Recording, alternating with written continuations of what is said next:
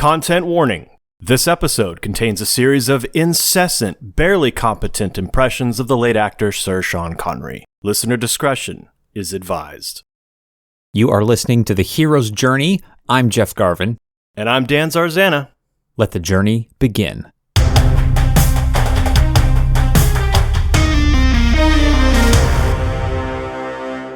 Based on a series of novels and short stories by British author Ian Fleming, the James Bond film franchise comprises 26 films. Wow. Over 59 years with 8 actors in the lead role, if you count Barry Nelson's American Jimmy Bond in the 54 TV adaptation of Casino Royale. You gotta love Jimmy Bond. I'd never even... The name's Bond, pal. Jimmy Bond. Hey, but Barry Nelson, call back to our Shining episode. James Bond is the 4th highest grossing franchise in cinematic history, topped only by Harry Potter, Star Wars, and the Marvel Cinematic Universe. Today, we'll be analyzing the 3rd James Bond film based on the 7th novel, Goldfinger.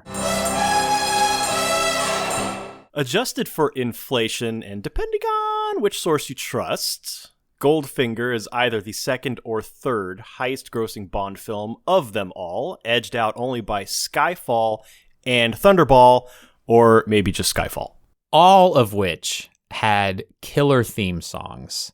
Adele, Tom Jones, but I think Goldfinger, as performed by Shirley Bassey, is the best in the franchise. And I have some more info about the theme song and about Bond songs in general in the tidbits. Goldfinger stars the incomparable Sir Sean Connery as James Bond, Honor Blackman as Pussy Galore, Tanya Mallet as Tilly Masterson, Harold Sakata as Odd Job, Bernard Lee as M, and Gert Fröbe in the title role of Auric Goldfinger. I didn't know him, but apparently he also played the Baron Baumhurst in Chitty Chitty Bang Bang, which was also written by Ian Fleming. Wow. Oh, wow. Also, he is listed as Gert Frobe in the credits for that one. He had not yet said, damn it, put the umlaut in there. Put the umlaut. Honor my heritage. But enough idle chatter. Don your Scuba tuxedo, strap on your Walther PPK, and slide into your tricked-out Aston Martin. Your mission, defend Fort Knox from the greedy phalanges of Goldfinger.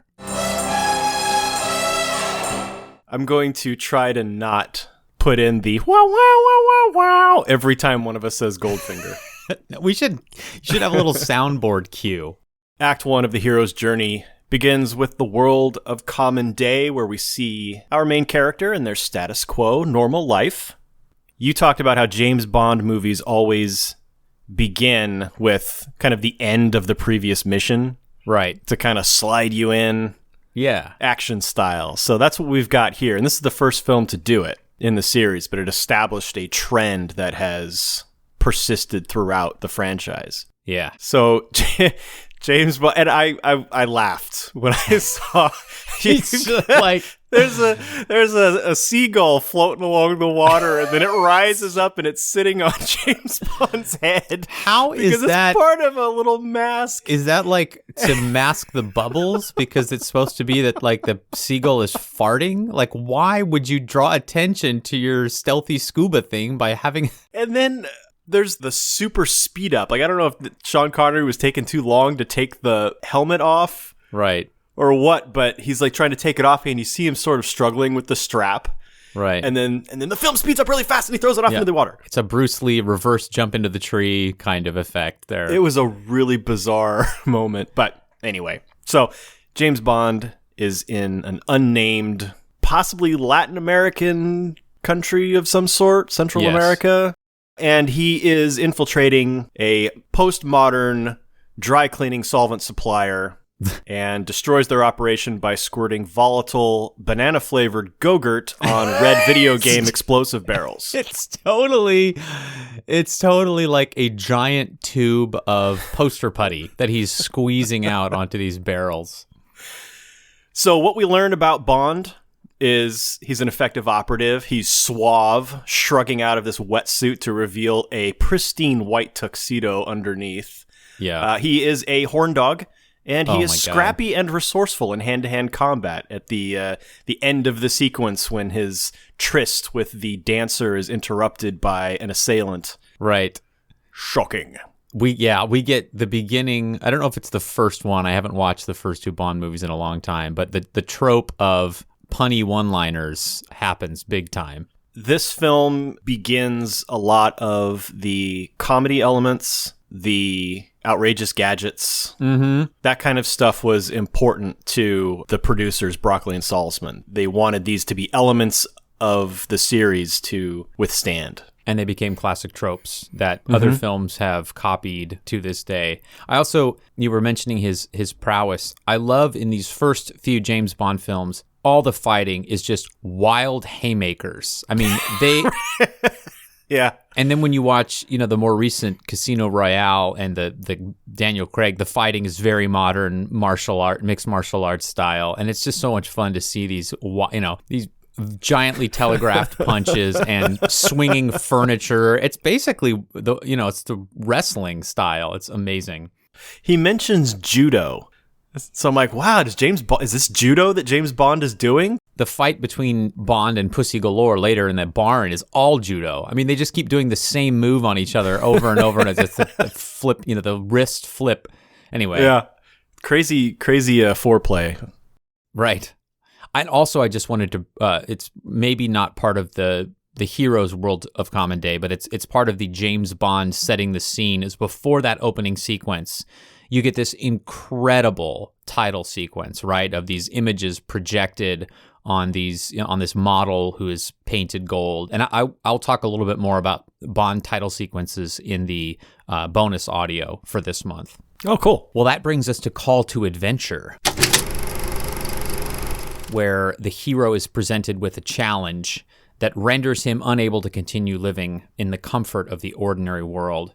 The call here comes from Bond's American counterpart, Felix Leiter, played here by Cease Linder. Bond's laying by the pool in this hotel in Miami Beach getting a Swedish massage. By the way, the wimpiest massage ever. I would think Bond would go for the harder stuff, but anyway. Oh, jeez. Leiter literally delivers a message from London. They want Bond to check out Auric Goldfinger. And they give him very little information about Goldfinger. Not what he's up to, not what his motivation is, just that he's a big operator with worldwide interests and that he owns one of the finest stud farms in the United States. The CIA thinks he's clean, but M Branch and MI6 apparently thinks differently.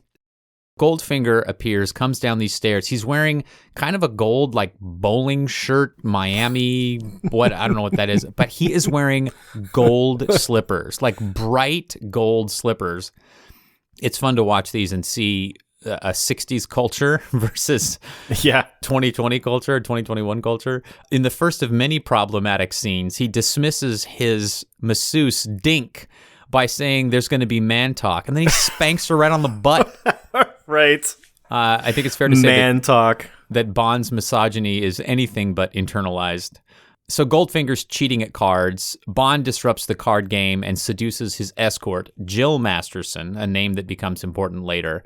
And another horrible moment when he and Jill are getting at it. He picks up the phone because Felix calls him to say they need to meet, and he puts off the meeting.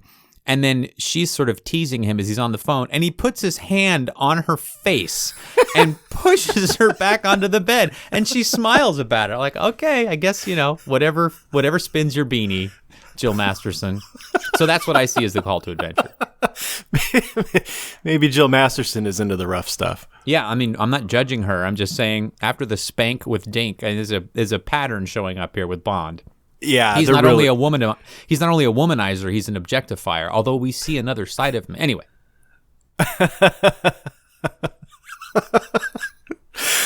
This film really is a time capsule for the era. Yes. Next segment is the refusal of the call, where confronted with the fear of the unknown, our hero refuses the call, or sometimes The refusal energy is expressed from sources outside the hero.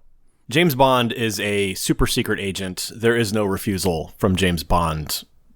The only thing that he says is when he tells Felix Leiter, I'm on holiday. Yeah. And Leiter shuts him down immediately, says, nope, not anymore, you're not. Yeah, really good point. Refusal from without, however, I saw initially this scene you're talking about where Bond and Jill Masterson are in the hotel room cavorting. Yeah. And yeah.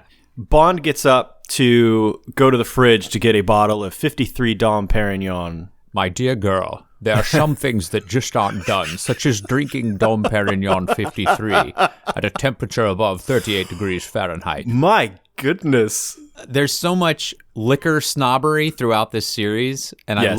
I love this one. And there's one in You Only Live Twice where Tiger offers him sake, and he says, I love sake, but only when it's served at the correct temperature. It's like, oh my God, who are you trying to impress?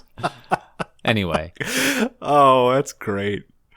Where was I? Oh, so he gets up to get the champagne, and we see a light on the wall behind Bond, and a shadow of a figure wearing a brimmed hat appears, and then Bond is suddenly karate chopped across the neck, which apparently knocks him out immediately. And when Bond comes to, he finds Jill Masterson dead on his bed, covered in gold paint. Yes. This is a refusal from without.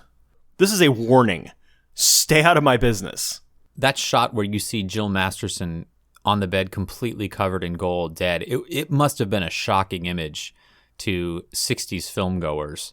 And what a twist. That's really the first thriller moment in this movie, past the opening title sequence. You know, Bond's doing his thing, and all of a sudden, there's a dead girl in his hotel room.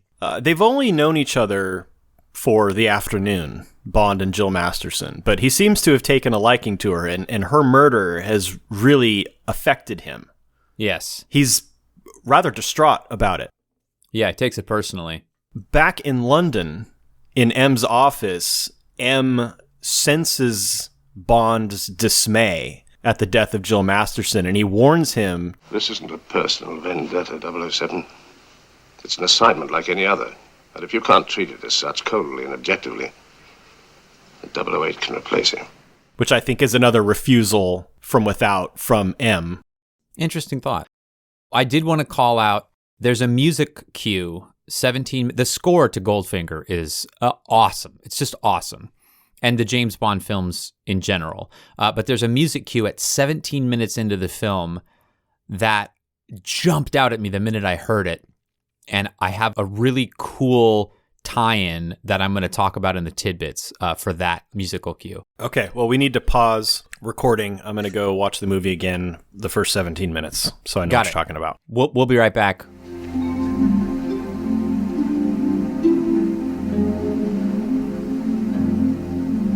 Okay, now that Dan's watched the first 17 minutes... and we're back. We can move on to Meeting with the Mentor. The hero receives counsel on how to operate in the special world. The mentor scenes in the James Bond franchise are so distinct that they've become a trope in spy and action movies. And there are usually two. I see three in this one. I take your point about M's warning being part of the refusal from without, but M is the mentor here. He's literally M for mentor. M for mentor. He's Bond's boss at British intelligence, and he can usually be found dressing down Bond for any number of unprofessional antics. Bond is a terrible employee. He is insubordinate. He costs, he's destructive, destroys every piece of equipment they lend him. He accomplishes no missions with any kind of discretion. Everything ends in chases and explosions and body counts, but he's just so good. That's why he's 007 and not 001 or 2. I guess so. So he tells M that he knows who killed Masterson and covered her in gold paint. And you can see he's furious here. He might objectify women, but we get the sense he wants to defend them too. Such a complicated man, James Bond. So, as you mentioned, M warns him that if he can't treat this like any other assignment, coldly and objectively, 008 can replace him. This is advice that M has to give Bond throughout the franchise. And there are specific moments in this film where he disobeys that advice to his own detriment and peril. Yes. And then finally, when Bond demands to know what the assignment's about, M only hints that it involves gold bullion. They're really like not giving Bond very much information about this. They are making him find it. Yeah. So that's the first mentor scene. And then there's another mentor scene. This is the hero receiving information about the mission that he needs in order to accomplish it. And this is a dinner scene with the head of the Bank of England, which is like the Fort Knox of the UK. They know Goldfinger is smuggling gold, and they want Bond to get proof that he's doing it illegally so the bank can seize his holdings. And they give Bond a rare Nazi gold bar with which to tempt Goldfinger. And here's another alcohol snobbery moment. Yep. The head of the Bank of England is like, here, have some of this disappointing brandy. And Bond sniffs it and proceeds to chemically analyze it and say why it's disappointing. And, and so then they continue their conversation. Cut to M, like smelling the brandy and frowning at it. Like, how did you smell that? That's the subtle comedy of this. There's a lot of unsubtle comedy, but that's some of the subtle comedy. And then the third mentor scene is the scene with Q, right? Q, the quartermaster, who bestows upon Bond the real supernatural aid he'll need. And this happens in every movie, in every Bond movie. In Goldfinger, the aid isn't a magical sword, but a homing device and an Aston Martin tricked out with smokescreen, oil slick machine guns and a passenger side ejector seat. Ejector seat? You're joking. I never joke about my work, 007. And what I love about these scenes is every gadget must pay off. So as you're seeing this for the first time, you're like, ejector seat. I can't wait to see how he uses the ejector seat. There's this idea of Chekhov's gun. If your gun comes out in the first act, you have to use it by the end of the play. So I guess this is Chekhov's Aston Martin. And Q is a fascinating character, and he weaves throughout the whole series. And I know I keep teasing tidbits. We just can't fit all the cool stuff in a regular podcast. So there really is a lot of value in that, in the bonus audio, which you can get access to as a $3 ally. It really is worth, if you're a geek into the movies like we are, there's good stuff in there. So those are the scenes that I see functioning as meeting with the mentor. Crossing the first threshold, where the hero must pass a barrier to enter the special world of the adventure. Now, in my notes here, I've got Bond crossing the threshold far too early when he gets involved in foiling Goldfinger's card game. M dresses him down for it. He said, "You weren't meant to get involved. All we wanted you to do was was observe." It just occurred to me, I think there's another trope that plays out through all the Bond films that is the best crossing of the threshold analog I can get. So M's door throughout the series is this ornate quilted leather thing, almost like a sofa with the brass buttons in it. And maybe it's to soundproof the door, but in almost every movie, Bond comes out of M's office after receiving his instructions and has a flirt with Moneypenny, and then takes his hat off the rack and walks out the door. And I think that little recurring segment is him leaving the informational world of getting what he needs and stepping out into the adventure. It's a very short, simple scene, but I think that's it. Okay, so Bond has his assignment. Yes. And he has his hat. And that's the end of Act 1 of Goldfinger. Wow, wow, wow, wow, wow.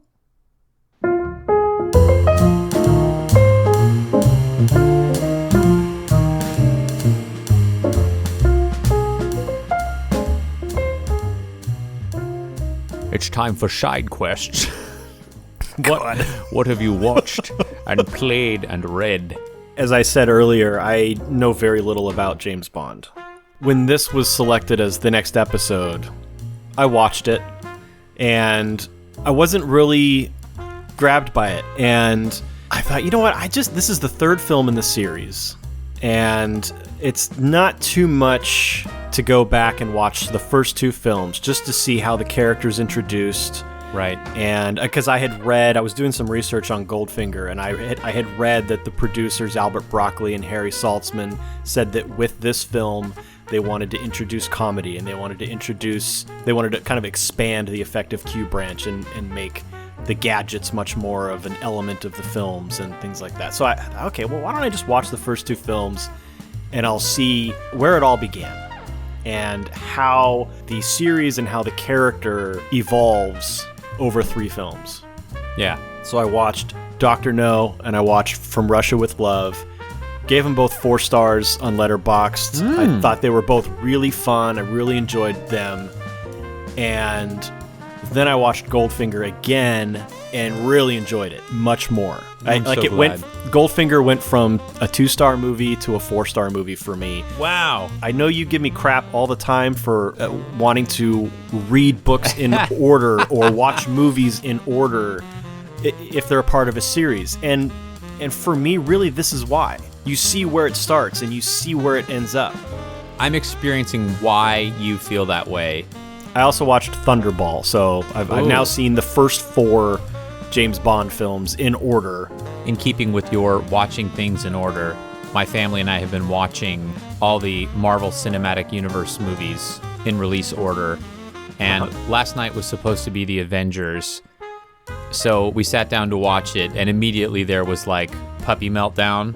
So I had to go deal with the puppies, and I came back into the movie like 40 minutes later, and my experience was, I said, well, first of all, I'm not going to watch this whole movie now. I can't miss all the parts where each Avenger gets pulled in. Like, that's the whole point. But my experience was I dropped in, and I was like, oh, this is the approach. And then I like left the room to go take care of something else because I wasn't really paying attention. I was like, oh, okay, this is road back. Those movies are so well structured that you can sort of pick in. Thor is one of my favorite characters now because he's just fish out of water. I love that guy. I love the way Tony Stark walks in and is like, hey, Point Break. It's so great. Which I hadn't seen Point Break when I watched Avengers, so I didn't really get that joke when I saw Avengers, but now that we've done the Point Break episode. I love it. I watched It's a Wonderful Life with my family. That movie breaks my heart. It's such a great example of destiny versus dreams and how you can make the most of the life that you have instead of the life you thought you were going to have.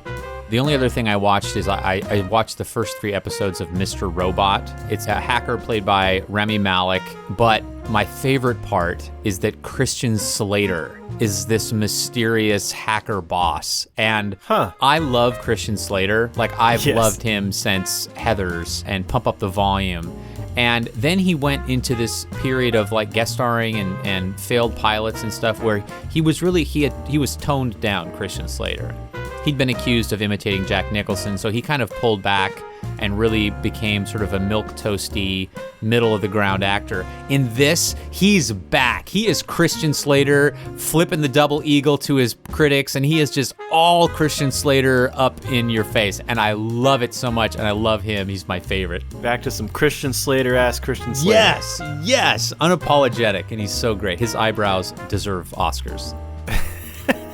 And then I only read one book. My friend Marisa Reichart, who wrote Underwater, that was her debut. And then she wrote Aftershocks, which I mentioned in a prior episode. This book is called A Shot at Normal, and it's about a girl who's the daughter of super crunchy hippie parents, homeschool, makes their own organic food. She contracts the measles, and it has devastating impacts on her community. So she decides she's no longer going to go along with her parents' anti-vaxxer attitude, and she sues them to get the right to get vaccinated. So it's a family drama, but it's this anti-vaxxer versus getting vaccinated. It's really messy. It doesn't have a super sweet quality to it. It's messy and real, and there's a great romance plot. It's just really great. So if you like topical books and you're a YA reader, A Shot at Normal by Marisa Reichart, it's awesome. I forgot to mention that Cobra Kai Season 3 is out, and I have talked about Cobra Kai in previous episodes. I binged Cobra Kai Season 3 in one day. Wow. Loved it. I'm seeing so much Cobra Kai merch. At Home Depot yesterday, I saw a guy wearing a Cobra Kai shirt, and then 2 minutes later, I saw a kid walk out with a Cobra Kai face mask on. I can't wait to watch that. Oh, I forgot the whole watching things in order thing is what I was going to say. Is I hated the Marvel movies. I hated Thor. Iron Man I liked, but now that I'm watching them in order, I get what you mean. It does make a difference. It's much more enjoyable. So you're right about watching things in order. I concede. You win. Can you say that again? All right, so that's in the side quests. We're done with that now. We'll just move on. I read books. Moving on to Act 2. Books that I read. We'll be 3 back. books. We'll take some coffee, but we'll be back with Act 2.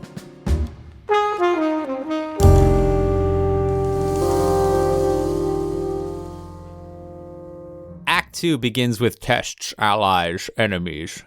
The road of trial. Oh my God. I wonder if people who liked Braveheart are going to like this episode too. We have one listener. Hey, we did The Rock. We had all kinds of...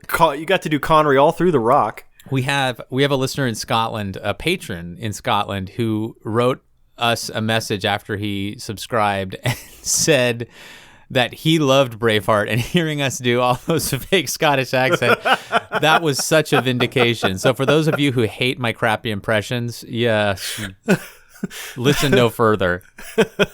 All right, so now in the special world, our hero makes allies, meets enemies, and must pass a series of tests to prove his worthiness. Although there's no doubt that James Bond is worthy. This is really just him driving his way to solving the mystery and catching the bad guy. So our allies here are M, Q, CIA agent Felix Leiter and his partner. There are some other people who act like allies, but I'd call them shapeshifters. Tilly Masterson appears to be very cold at the beginning, and then she fights with Bond. And Pussy Galore is an enemy who turns at the end. And I will say this about Pussy Galore. One is, she has the most ridiculous, sexist name of any Bond girl ever. And she is a complete badass. She is not a submissive, weak, I'm going to be seduced in 15 minutes by you woman. She runs her own flying circus. She has her own goals. She knows what she's into for the most part, and she's got her own code, and she puts up with no sass from Bond. Yeah, I enjoy when Bond sees the planes flying in formation, and he says, "Those are some talented chaps," and she says, "They ought to be. I trained them." Boom. No spank on the butt and dismissal for Pussy Galore. Enemies. Auric Goldfinger himself, the big villain. And his henchmen, including Oddjob, his Korean steel-brimmed bowler-flinging heavy. So tests, I usually go into plot listing here. I think the tests are few and distinct leading into the approach in this movie. And part of it is the thriller part of this movie starts right at refusal of the call. I mean, it's just twists and turns every minute. Bond goes to play golf with Goldfinger. And there's a whole sequence where Bond catches him cheating and then switches balls on him to win the game.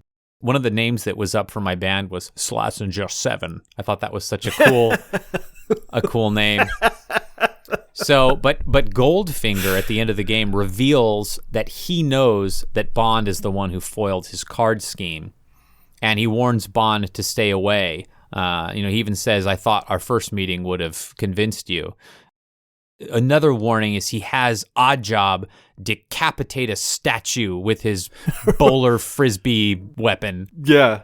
And I'm going to admit something to you. I am not a huge fan of Gert Froba's acting in this film, but there's a great moment when after the decapitation of the statue where Bond says, "Don't you think the owners of the club are going to object?" And he pretends to have, Gert Froba pretends to have something in his eye. And it's like, "Oh, I own the club," and gets into his car. I thought that was a great little piece of power acting. Yeah. The golf with Goldfinger is his first test, and he wins the game, but he fails because he hasn't really preserved his secret identity.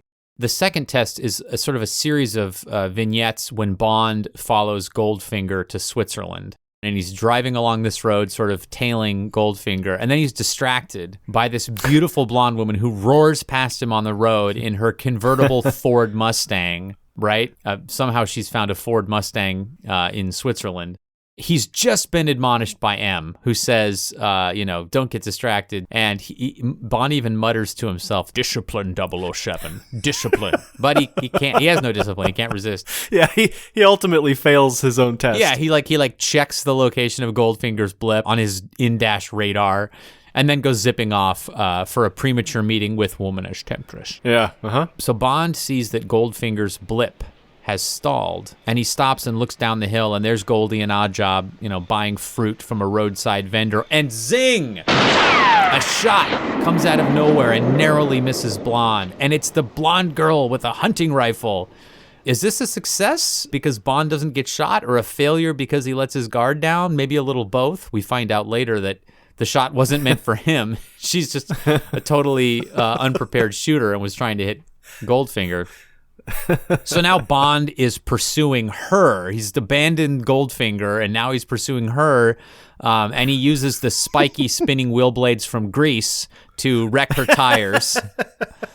I was thinking Ben-Hur, but yeah. Okay. Oh yeah, Ben-Hur. There you go. And then he pretends she just had a blowout. I mean, the side of her car is completely chewed up from fender to fender, and she's just like, oh. And then she allows him to drive her to a garage, but rebuffs his advantage.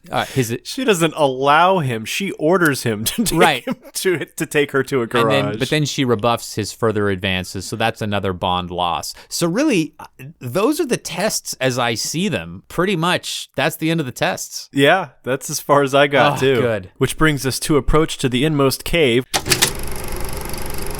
The hero reaches the edge of a dangerous place where the object of his quest is hidden. So Bond has discovered the headquarters of Auric Enterprises in Switzerland.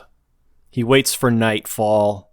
So this is the darkness. The headquarters itself is the belly of the beast. Yeah. And Bond sneaks onto the property and overhears Goldfinger voiceover that doesn't match his lips, telling an associate he wants to buy the gold. The smuggling operation. Yeah. So proof that Goldfinger is taking gold bars and melting them down and then transporting them overseas to sell, which is illegal. Yeah, Goldfinger is telling his entire secret, like the details of his operation, to some other dude. Like as they walk through the factory floor, it's like nice spying. You stick your head in the window and he just happens to be unfolding the whole plot. Just so, like, why would he tell that guy? Why would he tell that guy? Bond then retreats back up into the woods that surround the headquarters. And this is where he sees the woman with the hunting rifle. Right. Who has snuck up to a berm with her rifle and is intending to shoot Goldfinger. But Bond interrupts her, and in doing so, trips an alarm. Yeah, nice move. That alerts the entire complex. So now Bond and the girl who is revealed now to be Tilly Masterson, the sister of Jill, the girl who was covered in gold paint. Right. And she is out for revenge. So then Bond and Tilly are forced to try to escape the guards of the complex. And this is where we get a lot of the Aston Martin use. The oil slick, the mounted machine guns on the front of the car, all of that is put to use here. Yeah. But to no avail, because Tilly Masterson is killed by Oddjob. Where, I have a question for you. Yeah. Oddjob, at the golf course, he throws his razor blade bowler hat at a stone statue and decapitates it. Right. But when he hits Tilly Masterson with it, it kills her, but it doesn't decapitate her. Right. He's clearly... It's in bludgeoning mode. Yeah, okay. Set bowler to stun, I guess, but it kills her anyway. Right. Good action sequence, but I felt like the use of the car ultimately was a failure. Yeah. Because his ally, she's not really an ally. I don't see her as an ally. But anyway, she's killed and he is captured. Right. Disappointing, but I saw that as the end of the approach. The thing that I like about that is that the car chase usually happens in a Bond movie during the road back where the vengeful forces are pursuing Bond. And so I liked this here. It felt like a twist. And then he crashes and like that's the end of it. And you're like, oh, the car chase went bad. Most of the car chases in movies go well for the hero at the end. So I kind of dug that twist. All right. From that perspective, I can reevaluate and appreciate. I thought the ejector seat use, that was funny. Yeah, right. Oh, and I love how, like, the guy gets in the seat and you're immediately like, oh, he's going to get ejected. Like, this is the ejector seat. And it doesn't happen. Yeah. It doesn't happen. You see Bond putting his thumb near the switch. They really built that up well. Yeah, that was a well-directed sequence. Yes. That built the tension. I just wanted to call out one of the comedy elements. There's this sweet little old lady that, like... Goldfinger's mom or something. Yeah. She opens the gate and she's like actually curtsies at them as they're going in. Bond rolls his eyes at her. And then as Bond's trying to escape, she pulls out this massive machine gun. And she leans back to fire it. Like it overweighs her. So she's love that. Well, Danny, that brings us to the ordeal. Where the hero faces the ultimate test. Just can't stop. I have to do it. The hero faces the ultimate test, often risking death to overcome his worst fear, sometimes actually appearing to die. Bond crashes his car. Oddjob and his goons apprehend him. Bond wakes up, tied to a table in Goldfinger's lair. Goldfinger himself descends the stairs in a hideous golden brown tuxedo. Telling Bond he's been recognized. This is the classic Bond meets the villain moment. Bond tries his charm, but Goldfinger's not buying it. Instead, he activates his new gadget, a high-powered laser, which proceeds to slowly cut through the table Bond is tied to, drawing closer and closer to his tenderbits. And we have, in my humble opinion, one of the greatest Bond villain couplets in the entire franchise. Bond is stalling, trying to get Goldfinger to turn off the laser, and he says, Do you expect me to talk? And Goldfinger says, No, Mr. Bond, I expect you to die. That is the relationship between Bond and the villain. The villain of a Bond movie always puts Bond in a torturous yet probably escapable situation and then walks away, right? They make fun of this in Austin Powers.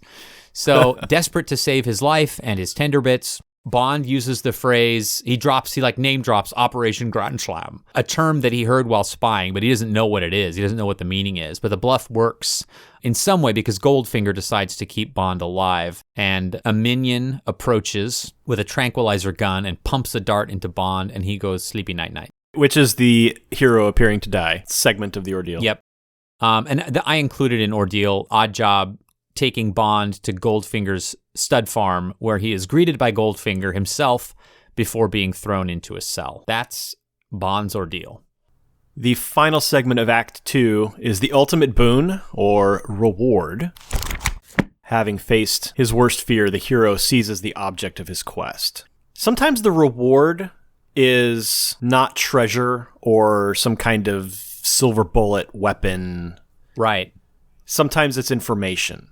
Right. And Bond, through a series of very strange interactions with his cell guard, where he walks up to the window and like smiles and like gives him the eyebrows and then walks away and then walks back and does the thing again, and then he sinks below. Yeah, he the does window. he does the Austin Powers elevator trick below the window. and the cell guard gets up and opens the door. Like, where's he gonna go? Yeah, just leave him in there. You know, yeah. Why? What do you? Anyway, that guy. So anyway, Bond escapes. And he finds his way to he finds his way through this underground area to what is underneath some kind of I don't know, recreation games room, entertainment room or something. The weirdest that's in lair Goldfinger's ever. Yeah. Inside this room are I don't know, the heads of the 5 crime families or something. It's just a bunch of gangsters from across the country, none of whom are happy to be in the room with each other, as we see. I don't work with Chicago. But Goldfinger has unveiled his plan to these men to detonate a nuclear bomb inside Fort Knox's gold depository, where the United States houses all of its gold supply, right? Which would then contaminate the gold, and Goldfinger's personal supply of gold would skyrocket 10 times in value. Right. And Bond, in his position, hiding within the model, this big model that has been constructed of the Fort Knox gold depository and its surrounding environs, Bond has his little head sticking up inside the building, and he's looking around through the windows at everybody who's in the room, and he overhears this plan. So that is the reward, because he knows definitively what Goldfinger is up to. The Bond lair is one of my favorite features of every Bond film. And I'm watching this going, this is the lamest Bond villain lair ever. And then when Goldfinger's going into his megalomaniacal monologue in front of all the mob bosses, like the pool table flips over to reveal a map, and then the walls slide open, and the floor slides away, and the mobsters have to sort of jump out of the way to reveal this model, and it's like, okay, that's a lot of work to show me a model of Fort Knox. Like, this is not a nuclear bunker that you're revealing or anything. Yeah. It's just a very elaborate, like, think of building that sliding floor just so that a model could pop up. I love it. I mean, Goldfinger is a showman, apparently. Absolutely. And it's not even like it's going to be reused.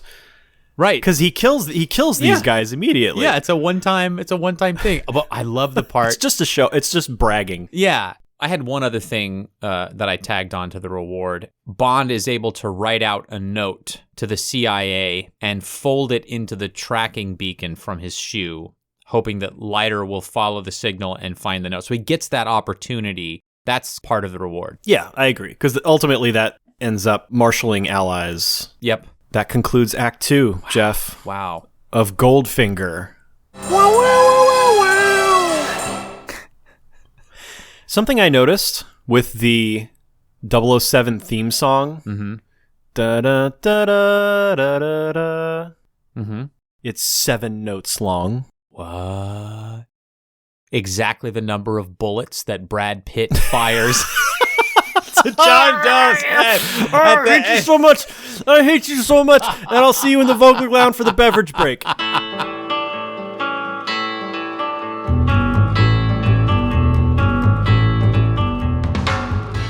I want to take a special moment to thank our newest patrons for joining. Four. There's yeah. 4 new patrons in a month. That's amazing. I don't think that's happened since we launched Patreon. It's really great. We're so grateful for all of you. But welcome to the Hero's Journey team: Gabriel Gale, Levi, Denise, and Christopher Estergaard. Thank you so much, everybody.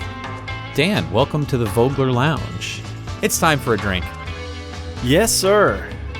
Dan, I have, in the last several episodes, and you've gotten me back, totally sandbagged you about what the beverage is, so I feel like you should go first, so that if there is any sandbagging, you get to do it.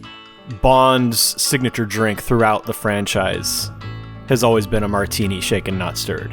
That seemed too obvious, so I looked for other beverages in this particular film, and when I was at the store, I found this. It's a gold bar.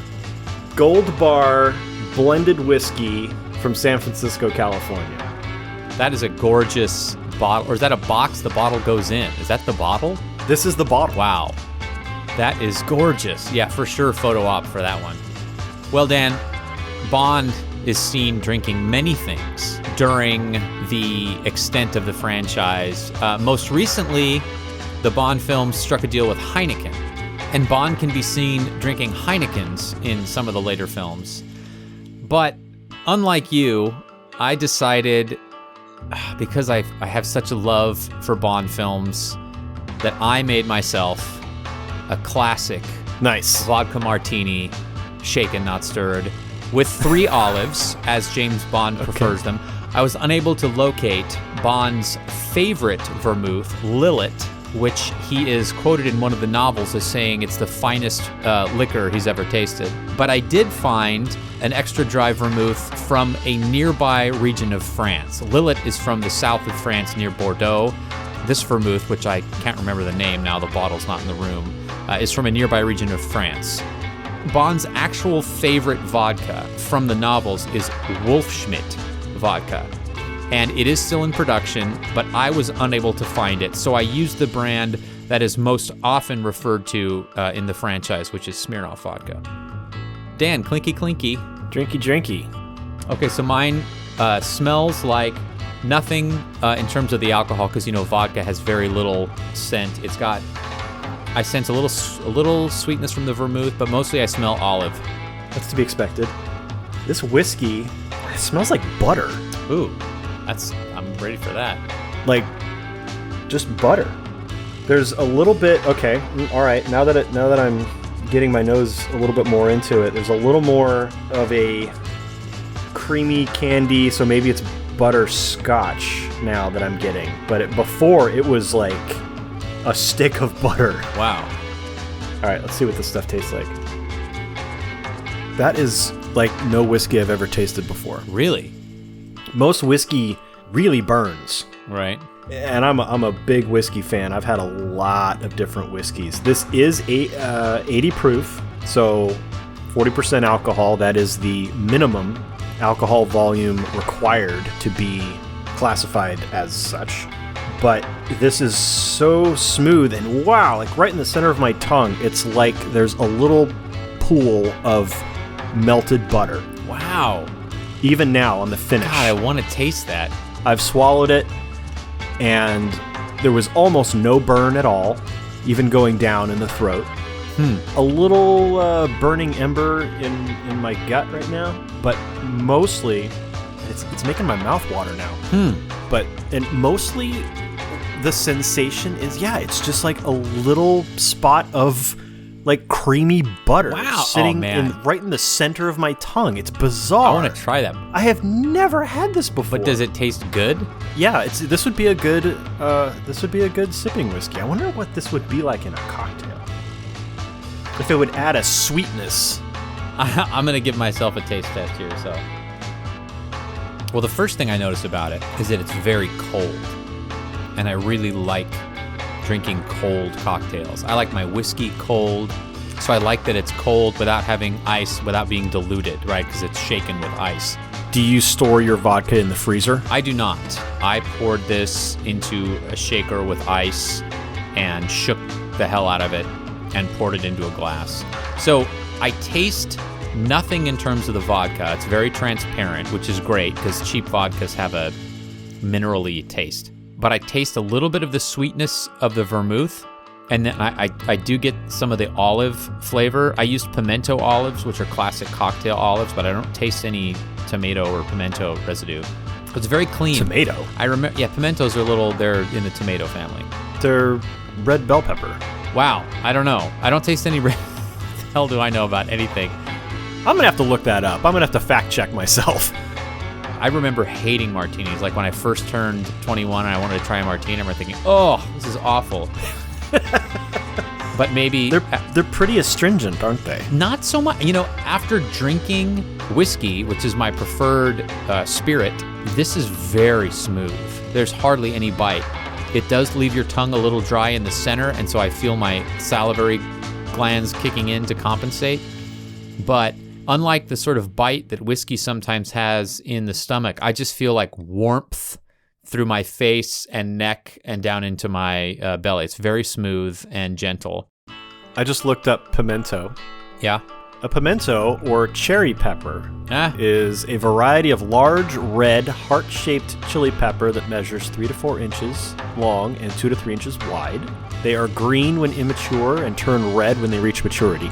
So, absolutely not a tomato. The flesh of the pimento is sweet and succulent and more aromatic than that of the red bell pepper. Okay, so it's not a red bell pepper, but it is of that family, not tomato.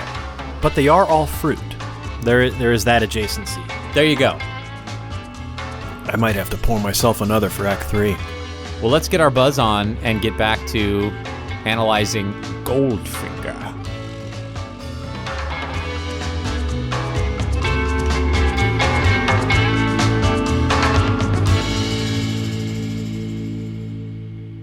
Act 3 of the hero's journey starts with the road back, where our hero is pursued by vengeful forces which he disturbed when he seized the object of his quest. The mobsters, which Goldfinger assembled, have their own reversal of fortune. Reversal of fortune is part of the road back. One of the mobsters objects to Goldfinger's plan.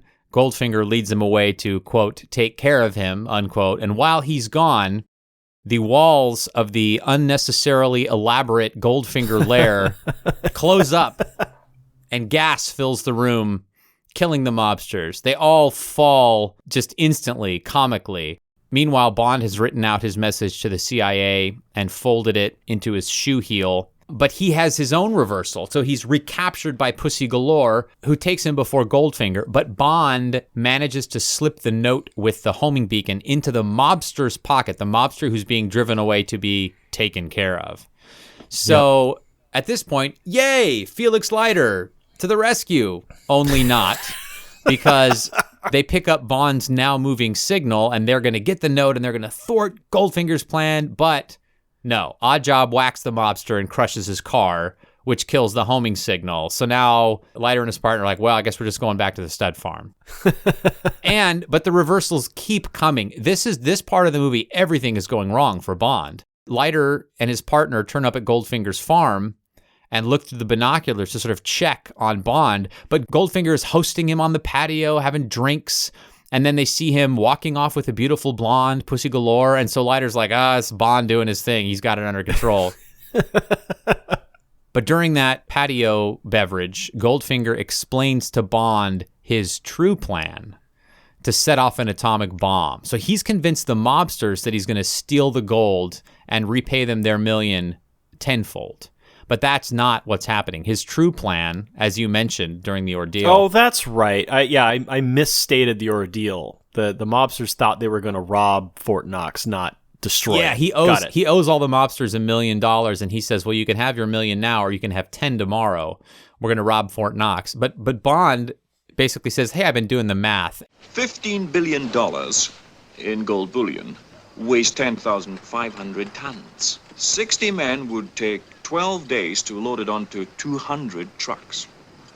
Now, at the most, you're going to have 2 hours before the Army, Navy, Air Force, Marines move in and make you put it back. Who mentioned anything about removing it? And he says, yeah, my real plan is to set off an atomic device in the vault and irradiate the gold supply, which would make his more valuable. So that's the reveal. And then the last part of the road back is Pussy Galore leads him into a barn where they have a judo fight that culminates in an implied sexual encounter. Now, talk about problematic. So they're fighting, and at first it's sort of a friendly fight. Like they're clearly not trying to kill one another. It's just sort of like a battle of wills. But then Bond ends up on top of her, like forcing himself down, and she's like, no, and then gives in. And it's like, I hate you, but I love you. Exactly. It's like the worst film representation of rape culture. And there's so much of that. Yeah. In the Bond films. He forces himself on so many yeah, and they always end up wanting women. it. I mean, for sure, James Bond is wish fulfillment for men. And this is a terrible example. And I will say the newer films have done a much better job of at least making the women consenting and wanting and in control of their own destinies. That's good. I think that's been one of the gross elements of these early Bond films is his treatment of women and forcing himself on them and then them acquiescing, and it's just totally inappropriate, very Mad Men, but presented with very little irony in these early films for sure. Resurrection, or the Master of Two Worlds, the hero faces death one more time in a final battle or showdown. Pussy Galore's Flying Circus, which James Bond compliments as talented chaps. Mm-hmm. They are all revealed to actually be women. Mm-hmm. And the plan is for them to drop this gas over Fort Knox to knock out all of the guards and soldiers that are protecting America's gold supply. Operation Rockabye Baby. you mentioned the comical way in which all the mobsters instantaneously fall down dead. Yeah. And there is a long, drawn-out sequence of these planes flying over various areas of Fort Knox, and the soldiers instantly... There's no way the gas has even settled to the ground yet, but, plane goes overhead instantly. Hundreds of soldiers, fall to the ground. Yes. It's And some of them, fall very daintily. If you watch, they're very gentle about the way they I thought that was a humorous moment. And the whole battle between Leiter and the Americans and the similarly dressed henchmen. I mean, it's right out of Austin Powers. That whole sequence is hilarious. So what you're referencing is after all the soldiers are knocked out, Goldfinger's convoy make their way to the gold depository, rip open the door, and Felix Leiter, it is revealed, isn't dead, but just asleep, as are all of the soldiers. They haven't been killed by the gas, they've just been knocked out by the gas because somebody's a shapeshifter. Who's that, Dan? Who's the shapeshifter?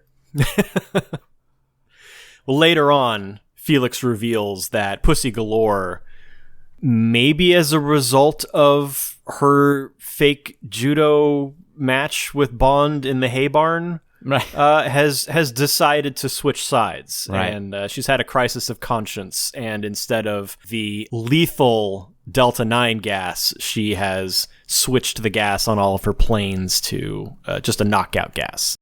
And a battle ensues between the soldiers and, as you said, the henchmen, who are all wearing these blue outfits with yellow sashes, very easily identifiable as the enemies.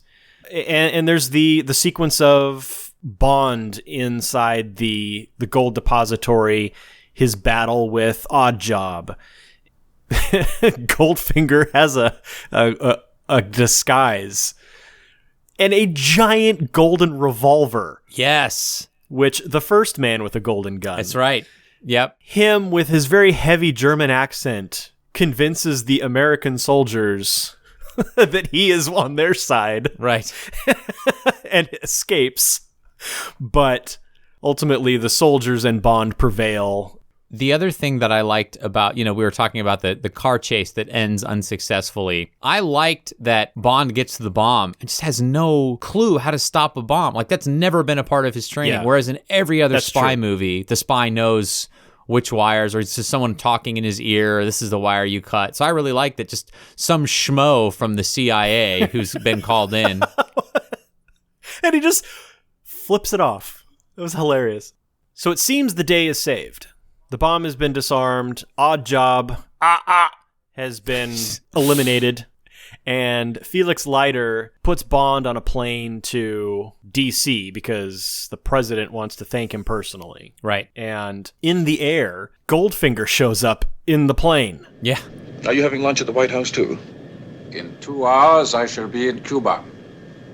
And you have interfered with my plans for the last time, Mr. Bond.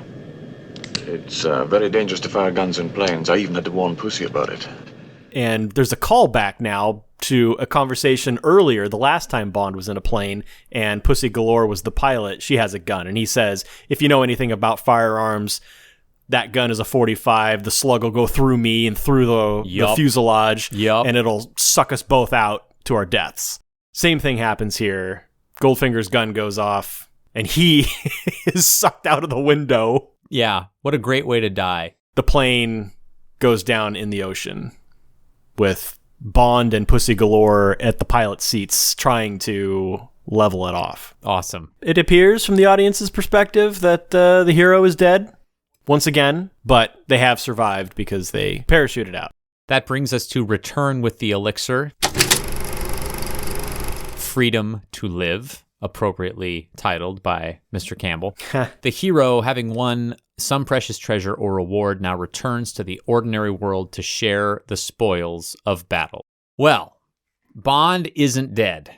He and Pussy must have ejected because the two of them are now in the woods next to a big parachute. Leiter is flying over in a helicopter, and Pussy tries to signal to him, but in true Bond fashion, he pulls her down and says, "Oh, no, you don't. This is no time to be rescued," before covering the two of them in the parachute. This has happened in several Bond movies where rescue is imminent and Bond delays it so that he can have sex with someone.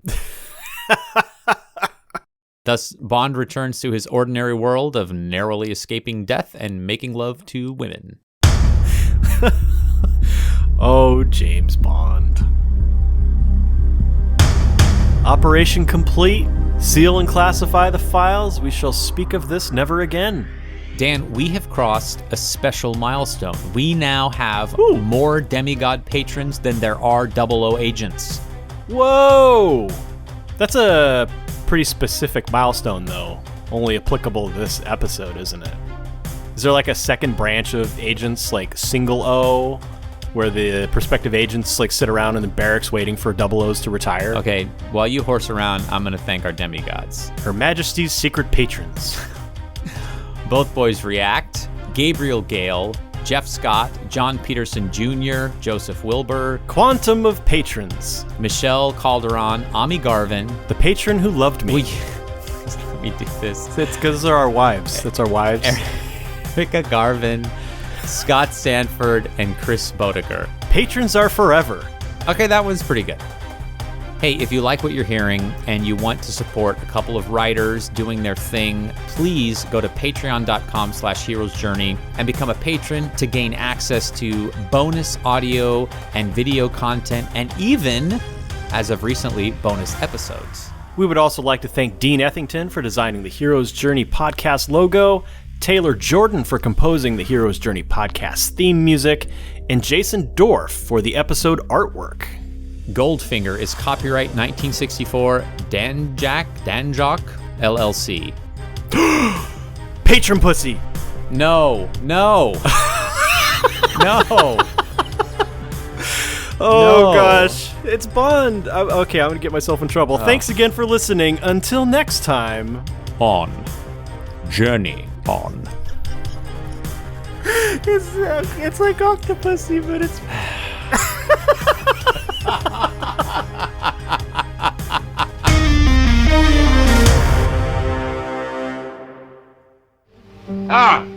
Ah!